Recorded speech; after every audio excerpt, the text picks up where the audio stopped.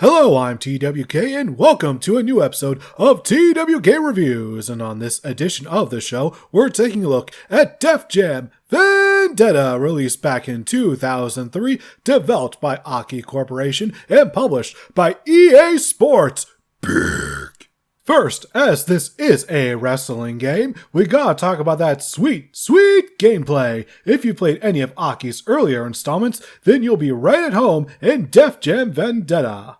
We have weak and strong grapples, ditto for strikes, and hell, even the animations are the same as the previous games. The momentum system is similar, but there are some differences. First off, momentum and health are completely separate, so you can have really high momentum, but really low health, and vice versa. I will say that especially in more difficult matches, both of these can constantly fluctuate throughout a match, making things feel uber competitive. Another big difference is that unlike any of the past Aki entries, you don't need to use a strong grapple in order to perform a finishing move. A weak one will do you just fine. As far as match types go, there's singles, tag, 3 and 4 matches, and handicap matches, and, well, that's actually literally it. You really don't get much more basic than this, but when you remember that this game was built for a new console generation, it's always better to build a strong foundation and add to it later than throw a bunch of bells and whistles onto a half-broken mess. And overall, the foundation set in Vendetta's gameplay is pretty strong, as it feels both familiar and new due to it turning the animation speed up by at least a good 30%. And shout out to whomever came up with the idea for all these finishers, or, as the game refers to them, blazing moves. They're over the top, absolutely brutal, and add so much to this game's character. Speaking of which, the roster! It's filled with names both famous and fictional. If you were a famous rapper in the late 90s or early 2000s, there's a chance to be featured here or in the sequel. The best member of the roster by far is D-Mob, portrayed by Chris Judge, aka the modern voice of Kratos, aka the motherfucking God of War, aka the main antagonist for our story mode. Said mode has our protagonist, a choice between 4 silent protagonists, go off on a journey through the world of underground professional wrestling in order to pay off our friend Manny's debt. However, all along the way, we discover that we can win the Def Jam tournament in order to get revenge on D-Mob, who, before the story began, beat the shit out of us and stole our girl. And staying on the topic of women, every now and again, we'll have 2 girls fighting over our affection because it's the early 2000s, and this was the best the writers could come up with, I suppose.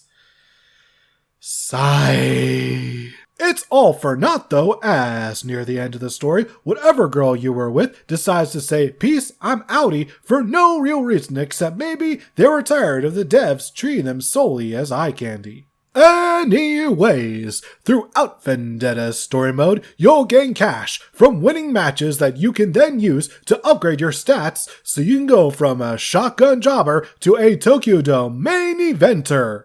The mode often feels like a glorified gauntlet through the roster with a few cutscenes sprinkled in here and there. It's not a bad way to go about things, but I couldn't help feel like the story is more of an excuse plot than anything meaningful. I will say that the cinematics that we do get are directed pretty well and also do away with whatever reputation the PS2 has for having quote-unquote bad graphics, which never really sat right with me due to the fact that the Silent Hill, Persona, and Metal Gear series all had games on this system, and they've aged really well graphically.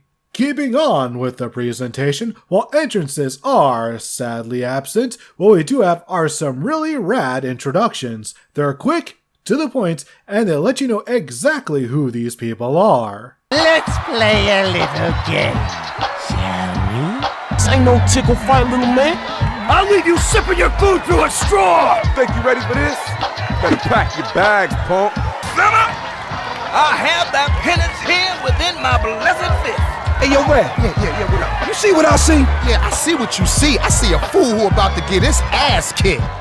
The venue selection is also pretty good for this being the first entry in this series. Usually arenas are pretty lacking in initial installments, but Vendetta gives us a decent amount, with 2 of them being home stages for Nori and DMX respectively.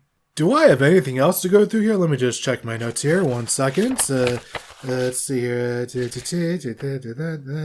Oh yeah, the submission system sucks ass. Has anyone ever actually gotten a submission victory in this game? No, stop lying. No, you haven't. That was clearly a fever dream. The only one I ever got was in the final match of the story mode against D-Mob, and I had to intentionally go for submissions dozens of times. Also, since when did the Boston Crab hurt someone's legs? Someone clearly never got put in that maneuver. It also sucks that every finisher is meant to go for a KO and not a submission. This change alone could have made submissions a lot more of a legitimate strategy instead of something you have to go out of your way to do. And on a final note, fuck the handicap match the game forces you to win in the story mode. It's not 2-on-1, but 3-on-1! Fuck that bullshit. Anyways, that was Def Jam Vendetta, and overall, it still holds up extremely well after nearly 20 years. It has that nostalgic feeling playing AKI games are known to bring, but makes updates to the system in order for the game to not feel as ancient. If there's ever even a tiny chance for this game, alongside Fight for New York of course, to be ported to modern systems, I would be 500% down for that! And that is the video, everyone. I hope you had a fantastic time watching it, and I'll see you next time for a different cult wrestling video game review. And this one, I guess you could say, made a returns.